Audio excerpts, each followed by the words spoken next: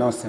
సజ్జనార్ గారు, ఇప్పుడు మనం రోజు టీవీ ఆన్ చేయగానే మనకు స్టూడెంట్ ఫీజు కోసం పెట్టుకున్న అమౌంట్ని బెట్టింగ్ యాప్లో పెట్టాడు, పోయాయి, సూసైడ్ చేసుకున్నారని ఒక న్యూస్ చూస్తుంటాం.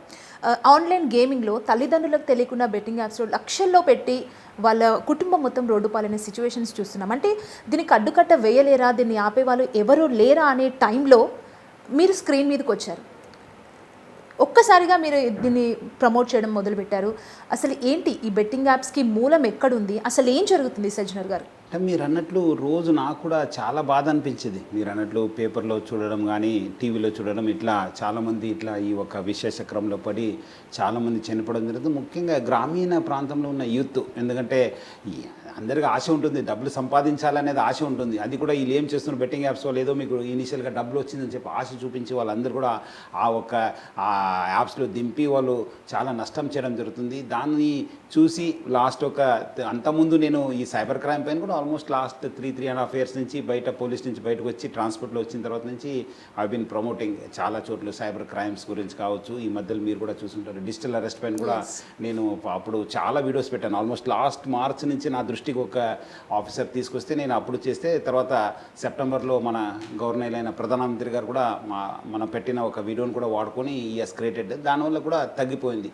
సో ఇట్లా అది తగ్గిపోయింది, ఇది స్టార్ట్ అయింది. ఇది చాలామంది ప్రమోట్ కావడము, చాలామంది దీంట్లో దిగిపోవడంతో చాలామంది నష్టపోతున్నారంటే ఆల్మోస్ట్ లాస్ట్ 3-4 months నుంచి నేను కూడా లేదు అవేర్నెస్ తీసుకురావాలని చెప్పి నేను చాలా పేపర్స్ వచ్చింది, మీ టీవీలో వచ్చింది, అన్నీ కూడా పెట్టేసి I'm trying to create awareness. So అప్పటి నుంచి చెప్పిన తర్వాత కూడా ఇది ఇట్లా నడుస్తున్నప్పుడు కొంతమంది పబ్లిక్ నుంచి వచ్చింది, ఇట్లా సోషల్ మీడియా ఇన్ఫ్లుయెన్సర్స్ వాళ్ళు ఒక వేదికని ఇట్లా ప్రమోట్ చేస్తున్నారని చెప్తే నేను ఆ వచ్చిన ఒక వీడియోని నేను పెట్టడంతోనే అక్కడ మన సిపి వైజాగ్ బాగ్జీ సారు ఇమ్మీడియట్లీ కేసు కట్టడము, ఆయన అరెస్ట్ చేయడము, తర్వాత అది కేసు చూసి ఇక్కడ మన సూర్యాపేట ఎస్పీ గారు కూడా సన్ప్రీత్ అంతకుముందు, ఇప్పుడు మన నర్సింహులు వాళ్ళు కూడా కేసు కట్టడము, ఇన్వెస్టిగేషన్ టేకప్ చేయడం కూడా బాగా, అంటే పబ్లిక్లో ఒక అవేర్నెస్ వచ్చింది ఇది జరిగింది. సో దెన్ ఈ ఒక మూమెంట్ స్టార్ట్ కావడం జరిగింది. సో సోషల్ మీడియా ఇన్ఫ్లుయెన్సర్స్ కూడా పాత్ర ఎక్కువ ఉంది అనేది పబ్లిక్ కూడా తెలిసింది, మనకు కూడా తెలిసింది. సార్, ఇప్పుడు మనం ఈ బెట్టింగ్ యాప్ని ఒకసారి చూసినట్టయితే ఇందులో ఒక 3 stages మనం చూడొచ్చు. అంటే బెట్టింగ్ యాప్ని రెడీ చేసేవాళ్ళు, దాన్ని ప్రమోట్ చేసేవాళ్ళు, ఆడి నష్టపోయేవాళ్ళు. ఈ 3 stagesలో మనం చూసినప్పుడు మనకు మూలం ఎక్కడుంది అంటే ఎవరైతే రెడీ చేస్తున్నారో వాళ్ళ మీద మనం ఫోకస్ చేయాలి. అంటే ఇప్పటి వరకు మీరు చేసిన దాంట్లో అసలు ఈ బెట్టింగ్ యాప్ ఎక్కడ రెడీ అవుతుంది, దీని వెనకాల ఎవరు ఉన్నారంటే లక్షల్లో జరిగే ఈ బెట్టింగ్ యాప్ అంటే బిగ్ వాళ్ళే ఉండుంటారు కదా.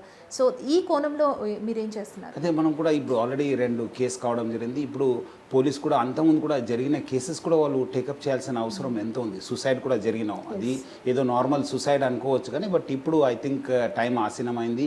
ఐ థింక్ అలాంటి కేసు చేస్తే మీరు అన్నట్లు 3 stagesలో ఎవరెవరు ప్రిపేర్ చేశారు, ఎవరెవరు ప్రమోట్ చేశారు, ఎవరెవరు దీని ద్వారా ఎంతమంది డబ్బులు సంపాదిస్తున్నారు అనేది కూడా మొత్తం మొత్తం ఒక హోలిస్టిక్గా ఏమేమి జరుగుతుందో తెలుసుకోవడానికి కూడా ఒక మంచి అవకాశం ఉంటుంది. ఐ థింక్ వచ్చే రోజు